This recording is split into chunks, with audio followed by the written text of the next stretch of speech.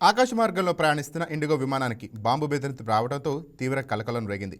ఢిల్లీ నుంచి పశ్చిమ బెంగాల్లోని భాగ్డోగ్రా వెళుతున్న ఇండిగో విమానంలో బాంబు ఉన్నట్టు సమాచారం రావడంతో అప్రమత్తమైన పైలట్లు విమానాన్ని ఉత్తరప్రదేశ్లోని రాజధాని లక్నోకు మళ్లించి ఎమర్జెన్సీ ల్యాండింగ్ చేశారు.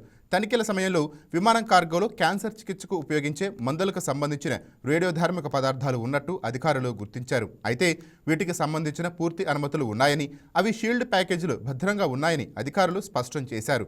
ప్రయాణికులకు అసౌకర్యం కలగకుండా రిఫ్రెష్మెంట్ ఏర్పాటు చేశామని, భద్రతా ప్రమాణాలకు కట్టుబడి విమానాన్ని దారి మళ్లించామని ఇండిగో సంస్థ ఒక ప్రకటనలో తెలిపింది.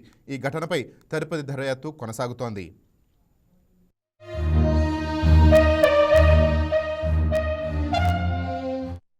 Please subscribe to YK TV Network. Please subscribe to YK TV. Please watch YK News. Don't forget to subscribe YK News channel.